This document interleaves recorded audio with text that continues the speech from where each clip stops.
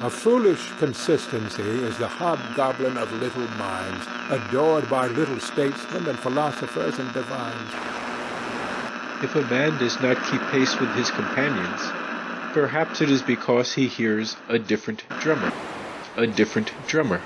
And now, coming to you from dead center on your dial, welcome to Risk Parity Radio, where we explore alternatives in asset allocations for the do-it-yourself investor.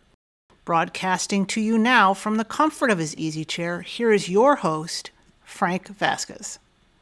Thank you, Mary, and welcome to episode 98 of Risk Parity Radio. Today on Risk Parity Radio, it is time for our weekly portfolio reviews of the 6 sample portfolios that you can find at www.riskparityradio.com. But before we get to that, I'm intrigued by this, how you say, emails. And our first email today comes from JB. And JB writes, "Hello, Frank. Thank you for the outstanding podcast. I love the sound bites you drop in." Yeah, baby, yeah! I make you laugh. I'm here to amuse you. I will be retiring from the federal government in a couple months, and I'm trying to figure out how to allocate my thrift savings plan assets into a risk parity portfolio. I have $1.5 million in regular TSP, with 25% in the C Fund, S&P 500, 10% in the I Fund, International Growth, 35% in the S Fund, small cap but not really. It is more of a mix of small and mid-cap stocks, and 30% in the G Fund, short-term treasury bills. I have no money in taxable accounts. I was thinking I could start withdrawing from TSP into a taxable account up to the taxable limit in my tax bracket. This would allow me to start balancing into a gold ETF and a long-term treasury ETF. But this really would be a trickle of money compared to the overall portfolio. I could also potentially do these withdrawals into a Roth IRA as a transfer. I will likely not need much of these funds since my pension will cover my monthly expenses almost completely. Is my thinking correct here? And do you have any suggestions? Thank you again for making these podcasts. They're the ones I can't wait to hear each week. Ain't nothing wrong with that. I'm working my way through them from the beginning while keeping current with the latest release. Signed, JB. All right, JB. Well, it looks like you don't need the cash because you have the pension. So I think probably your best next move is to actually start a traditional IRA and move some of the TSP assets into that, which will then allow you to buy whatever you want without triggering any tax consequences. And then from there, you can convert parts of your TSP into the Roth or parts of the traditional IRA into a Roth or bring it out into taxable. But I think that would give you the most flexibility without having tax consequences. You will need to look at the rules for withdrawing and rolling over out of TSPs. I am not an expert in that, but I'm aware there are some things you need to do that might be a little bit different if you were dealing with a 401k. But if you could do that and then push your withdrawals into the year after you retire so that you are not incurring more taxable events while you're still earning income from your job, I think that'll put you in the best light or situation for going forward. And then you can structure your portfolio however you want once you've got some money into that traditional IRA. We have the tools, we have the talent. All right. Next email is from Brian. Brian E. Brian E. writes, subject, more data. Frank, very much enjoying the podcast, and I'm up to episode 70 or so at the moment. Thank you for sharing what you have learned and letting us see your thought process on different topics. I agree, as one ages and thinks of their heirs potentially having to navigate more stormy seas ahead, we also seek to pass on what scraps of wisdom we can. Somebody say scraps? A box of scraps, maybe? Tony Stark was able to build this in a cave with a box of scraps. I am reading William Bernstein's The Intelligent Asset Allocator, and some of his examples really drive home the point that which most folks think is enough historical data is likely woefully insufficient, but you already knew that. What tantalized me the most was that normal asset correlations change during certain events and that correlations can begin trending in new directions over time. Using Portfolio Visualizer, I noticed a lot of asset data goes only back to the 1970s, and I'm wondering if we are shortchanging ourselves from more history with which to study those infrequent moments when correlations fail us. I am comfortable with spreadsheets and enjoy analyzing large amounts of data. Bernstein suggested accessing the SBBI, but when I've investigated digital access, it was either restricted from the general public or required a costly investment. Someone suggested investigating the public library system, and unfortunately I did not find a library with digital access to the database. While I did find physical books for the SBBI for given years, I imagine it might take an unfathomable amount of time to transcribe those into a digital format. I would have guessed digital access to downloadable data for all the history one might want would have been readily available on the internet somewhere. Do you know of good places to find historical asset data not limited to the SBBI? Much appreciated, Brian.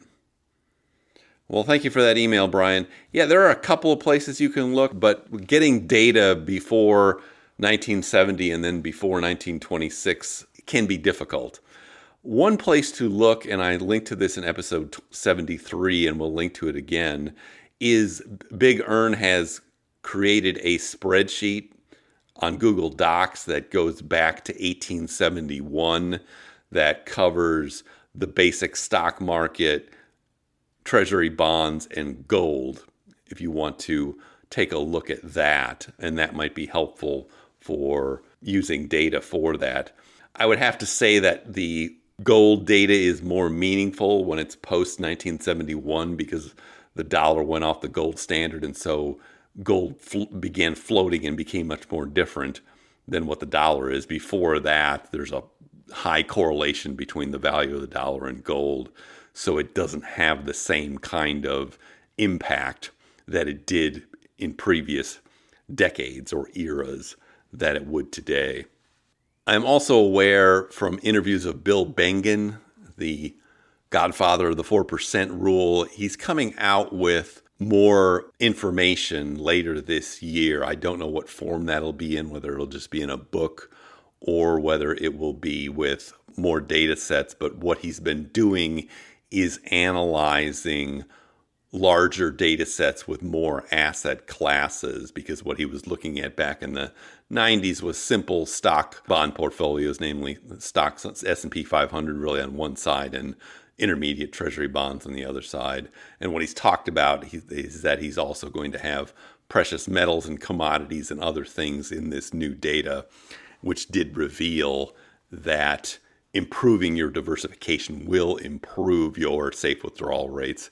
And he was saying, the last interview I listened to, that based on what he saw, going from 3 to 6 asset classes raised the safe withdrawal rate in the portfolios he was analyzing from 4.5% to 4.9%, which is significant. So I'm hoping that that will also give us some data. The other place to look for data is something called the DFA Matrix book. Now, DFA is an advisory service. Basically, they create funds, but they generally only sell them through advisors. That's their business model, although recently they've had to create some ETFs to get out there and compete because their business model is not working as well in the era of no-fee trading. And so they still have what is called the Matrix book. Unfortunately, it is not released directly to the public at first. It's only released to their advisors and a few select other individuals. However, you can find older versions of that online. I'll link to one that I found from 2016. You can probably find others that do have that data that you can see. So I found one from, say, 2016, which obviously has all of the data in it going back as far as they can go. And a lot of that data does go back to 1926. Unfortunately, that is not helpful in terms of not having to input things, but at least you have some source of that data to look at.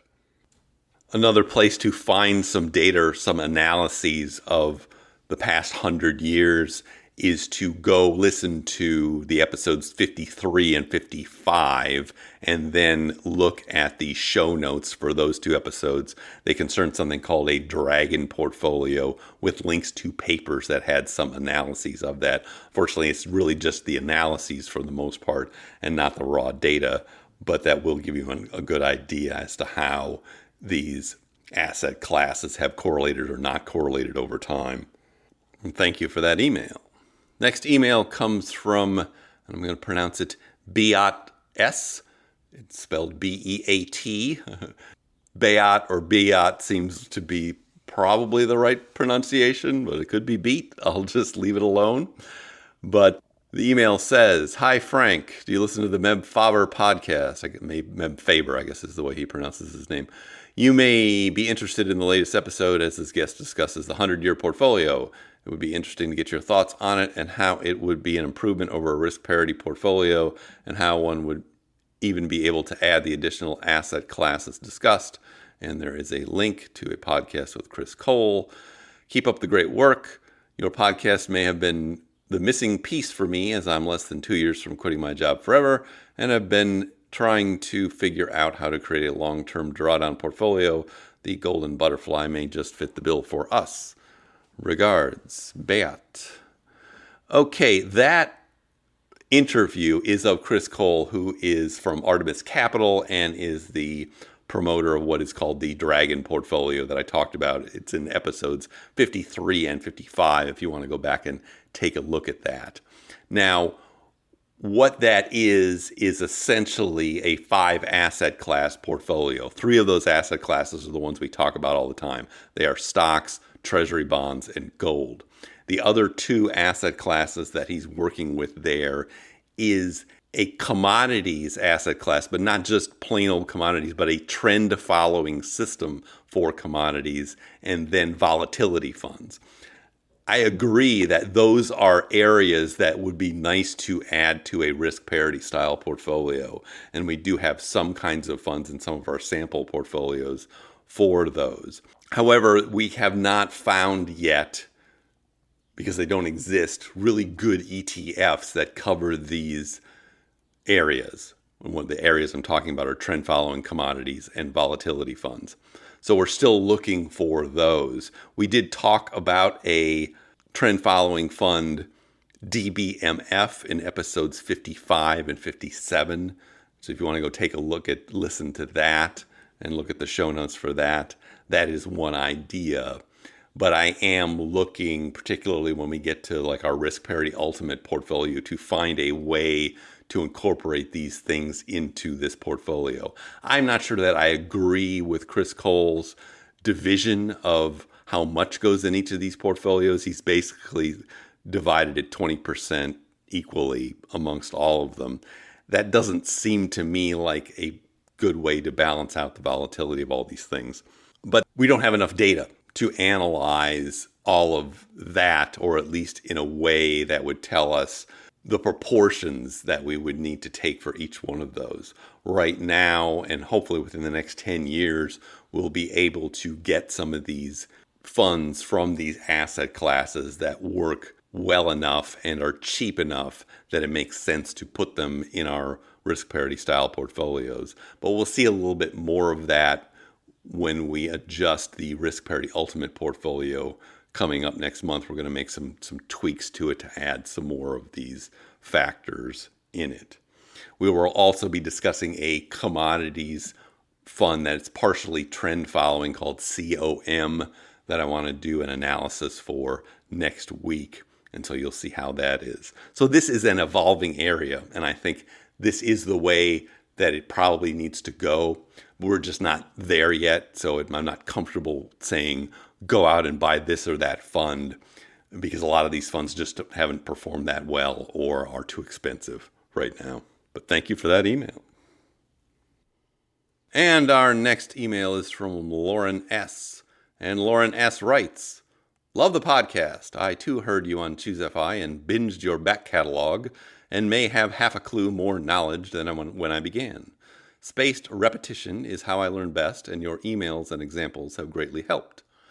Onward to the point. I recently watched Napoleon Dynamite for the millionth time and was wondering why you didn't use the Rex Bow to Your Sensei audio clip. False modesty? Imposter syndrome? Fear of retribution from the censors does not seem to be the case. Forget about it. Hope to have a smarter question next time, but that's not likely. Well, I have used that clip recently, although not since when you wrote this email, or not before when you wrote this email. But I can make up for some of that right now. Bow to your sensei. Bow to your sensei. Bow to your sensei. Bow to your sensei. Bow to your sensei. Bow to your sensei. Bow to your sensei. Bow to your sensei. Bow to your sensei. Bow to your sensei. Bow to your sensei. Bow to your sensei. Bow to your sensei. Bow to your sensei. And thank you for that email. I always enjoy another chance to be silly. Come to Papa, it's Father's Day. Everything is proceeding as I have foreseen.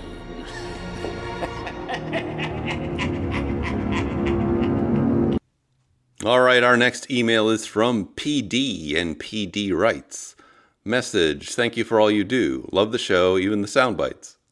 It's a trap! I'm a few years away from retirement, but trying to figure out a real safe withdrawal rate with a pension. The pension is inflation adjusted and includes health insurance, retired military. It's enough to cover our essentials with a little extra after the mortgage is paid off, but it won't cover the extras, travel, charity, etc. If you're not really worried about running out of money to cover essentials but want to keep enough to enjoy life at least while we're able, how would you change your withdrawal strategy? Every calculator I use when we use a 4% rate or even a 5% rate leaves us with a large amount of money on average. That's fine, but not a goal. Is there a better method? If it matters, the pension and 4% withdrawal rate will be roughly equal when I retire. Again, half for essentials, half for fun. Thank you.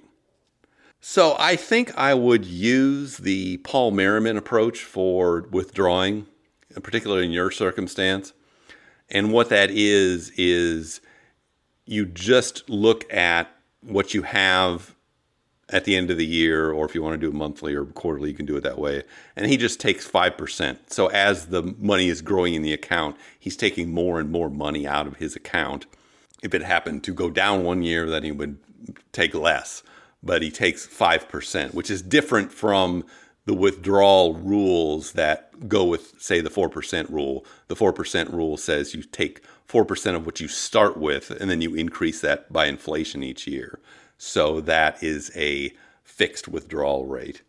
So I would use a variable withdrawal rate in your case. Start with 5%. If it seems like you are still accumulating too much money, you can adjust that upwards as you grow older.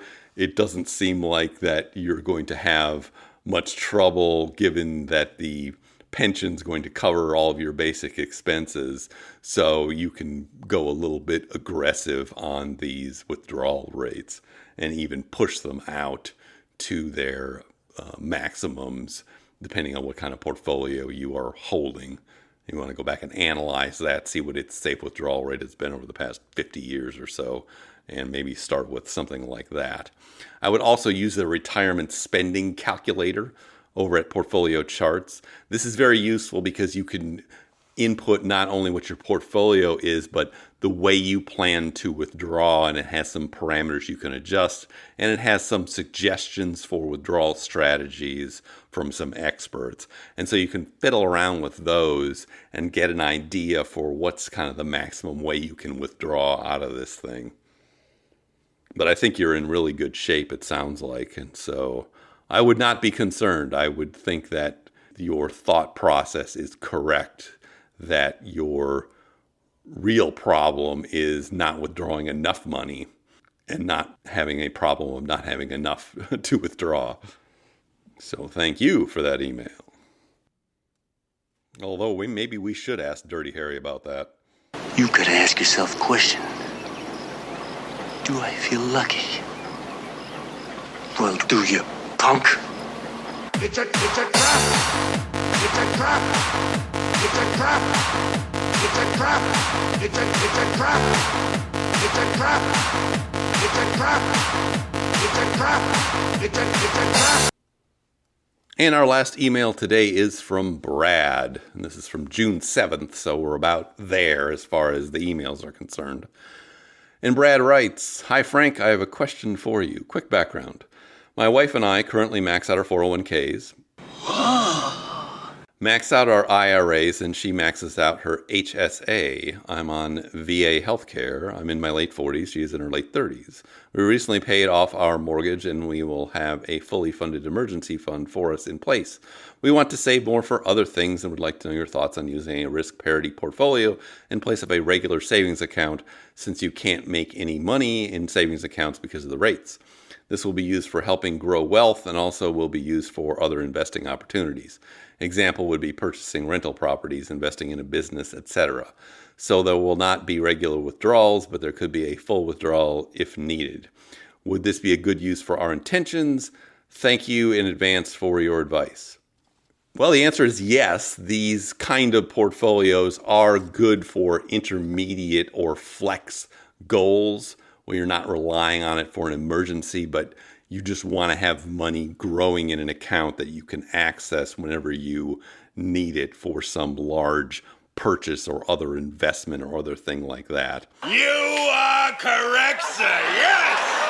And this is how our eldest son, for example, saved for his down payment for his house using a golden ratio style portfolio and saved for a few years in that until he had the money and then took it out and used it for the down payment there. So this is a good idea for those, what I would call intermediate term goals. Usually we're thinking something that's 3 to 10 years away or possibly away, or is flexible that you could access it or not. The reason these portfolios are useful for this kind of intermediate savings is because their projected drawdowns in length is only 3 or 4 years max.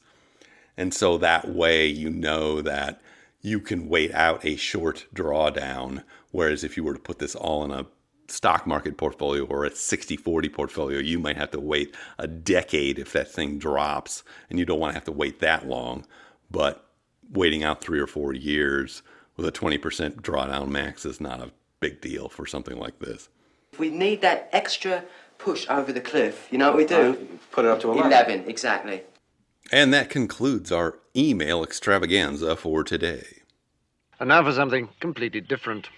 And that something completely different is our weekly portfolio review of the 6 sample portfolios that you can find at www.riskparityradio.com.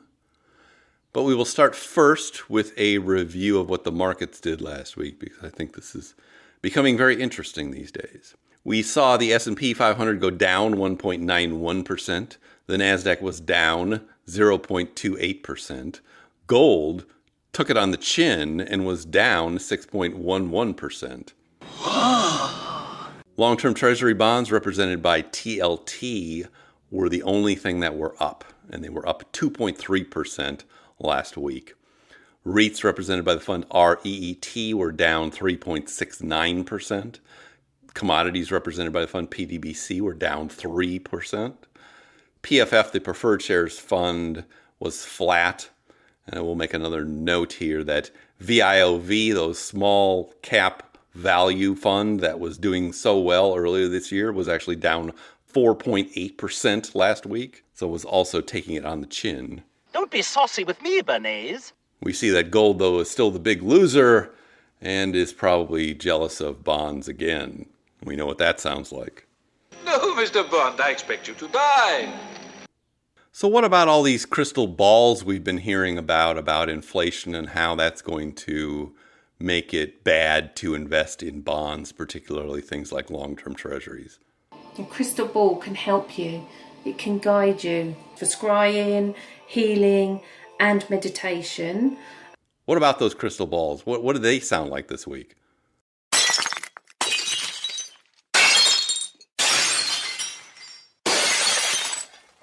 And what have they sounded like this past month?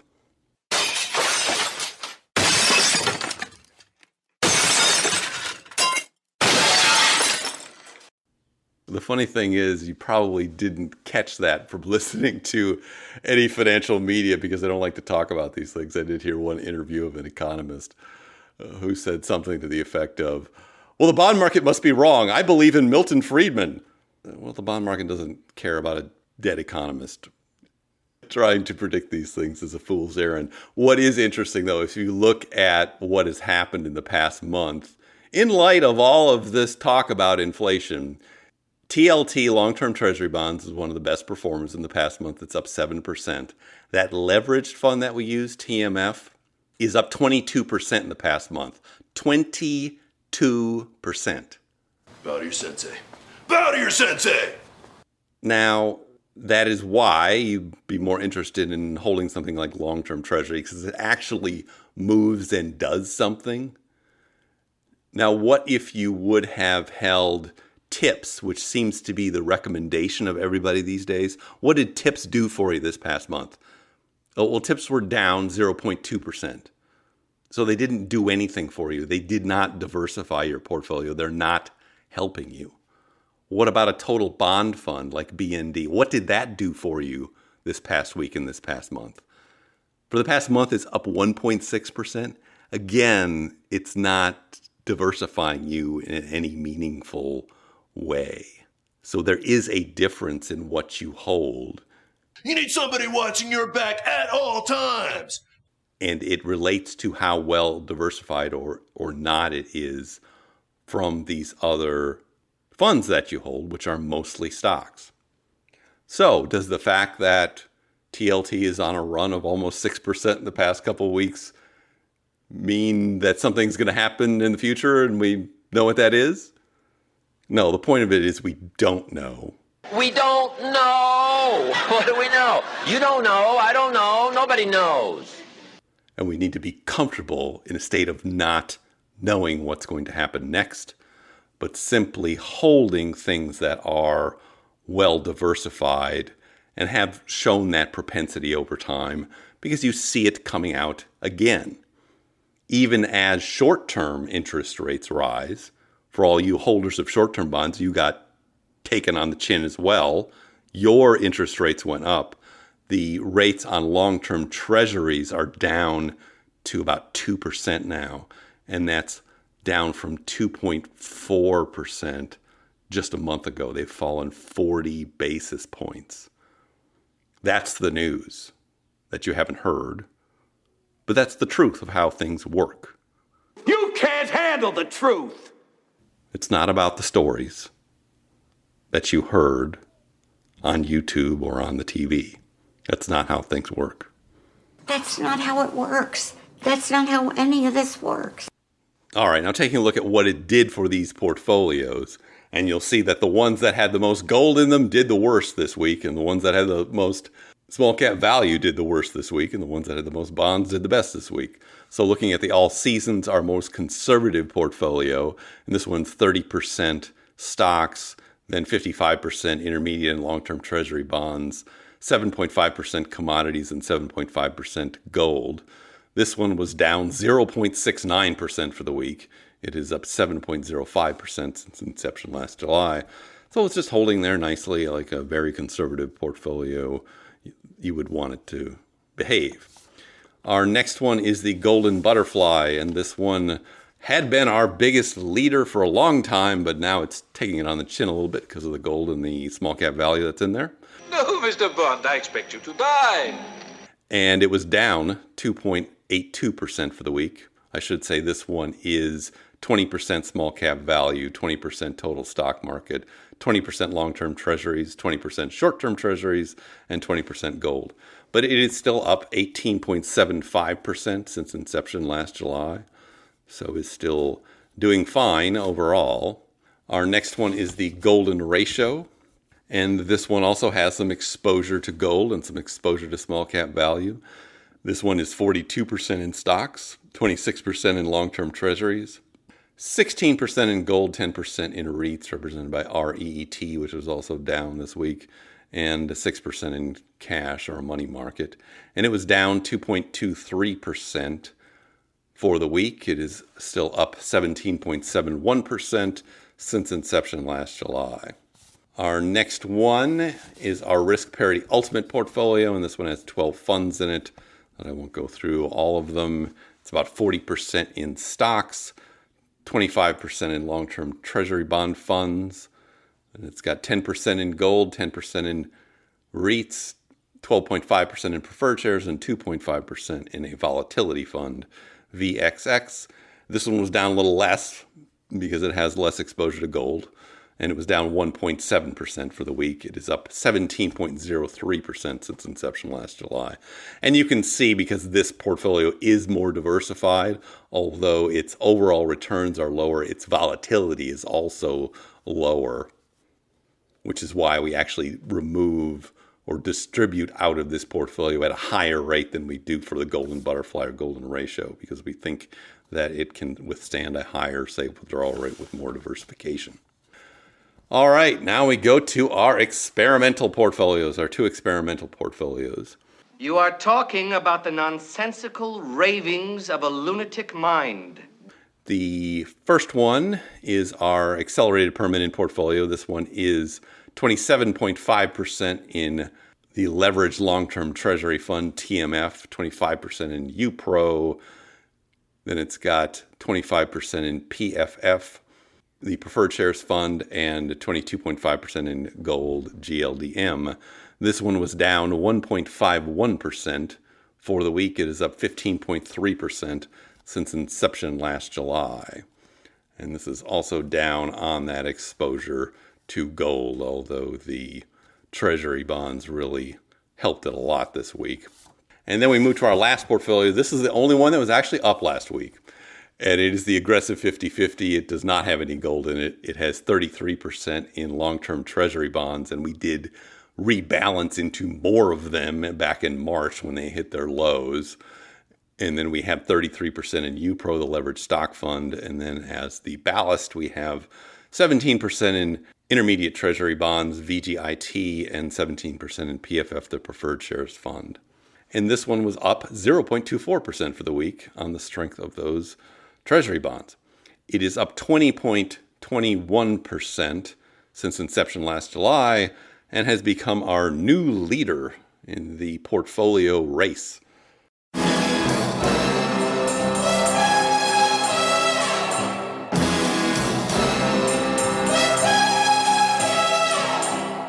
Which is probably to be expected over time because it takes a higher risk than our standardized risk parity portfolios, and certainly has been much more volatile than they have been.